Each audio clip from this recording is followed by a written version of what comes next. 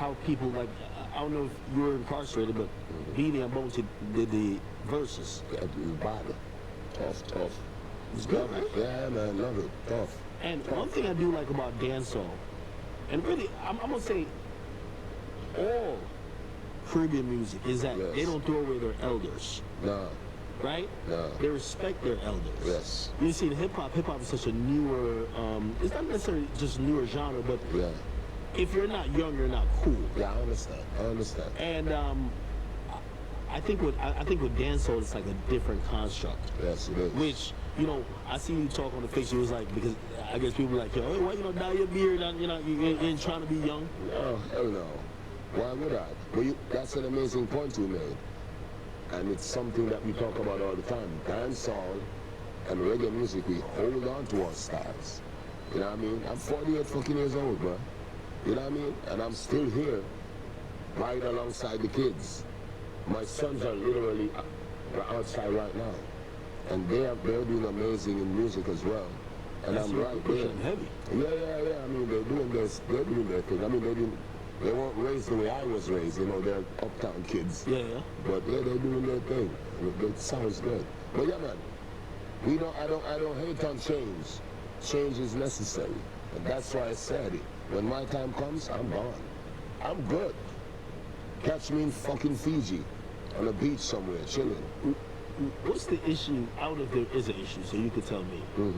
Because I do like his music too. Yes. And when you got incarcerated, and even though he was giving us music, I like his music too, because he was giving us some music that it made me reminded of you. I know. An artist named Alkaline. I know. You said remind me, of course, obviously, it's him.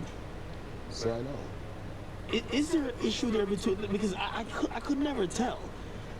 Between his communication and your communication, and at one point in my time, when I make songs after each other, man, listen. I've never seen that kid before. I mean, and one of the reasons you just said it to, and that's a good point. The generation that he came up in, they embrace him as their cartel. Yeah. So that's why you got a lot of props from them as well. It's not just because he does good songs. They just want their own cartel, and they got one. But you embrace everybody. You embrace Poppy and everybody else. Yeah. Why does it seem like, you know, obviously maybe you don't come from the guys of brunch, right? Yeah. Or the guys of tree necessarily, as in you had to direct your hand on it. But the style and the whole feel kind of makes people feel like what you gave. Why isn't there, you know, that maybe that relationship there? Why do you think? I mean, I've never given it much thought. To be honest, I've never given it much thought. I mean, I'm not a fan. You know what I mean? I'm just not a fan. But he's cool. He's alright, I guess. But I'm not a fan of that. So nowhere we seen him on Freedom Street? What time does Hell Freeze open? I don't think you holding up grudges like that. Because again, you don't. No, I don't. I just don't know the guy. You just didn't want him to pay some homage. Right? No. Like when he just come out and it was acting like he don't really know you. Like he never. Which you and I know that's impossible. Okay, and we get that. Exactly. But you know, if you know, times change, people change. And if you said, listen, yo, that was my way of establishing myself. Yes.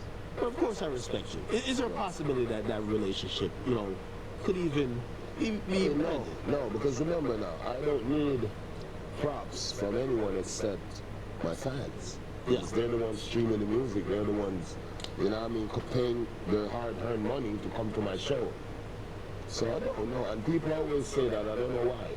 But why would I need props from someone that everyone knows is biting my style, biting my image, biting my Do you think it's biting, or do you think it's you know, because as you said, influence. Yeah. You influence everybody who we see tattoo themselves up on the beach.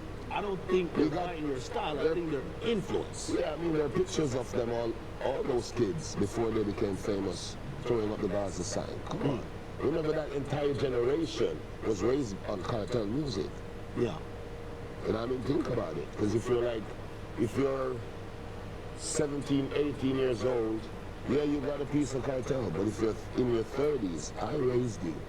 You know what I mean? Of course. I've been out since 2002 giving you hits. every week. Every week, so come on. So, yeah, I mean, imitation is a form of flattery, but, I mean, I'm not flattered. You know what I mean? So, Hey, all right, so you kind of talked about one of these legends. Yes. But you know, the other legend. So, I love to see this fight because there was a time, I remember rinsing songs like, you know, I don't even want to say it, but Holly Pit My Bones, Tiana, all them. You guys are getting into it. But, you know, I love the fact that you came back around and you've also said, listen, history cannot be rewritten. This guy gave me my start, and I respect him for that. Okay? And I absolutely love that. yeah. I always thought you and Beanie Man it was a little bit odd. I don't know if you guys have, you know, since talked. Have you guys? No, since I came out? Yeah. No, I haven't. But being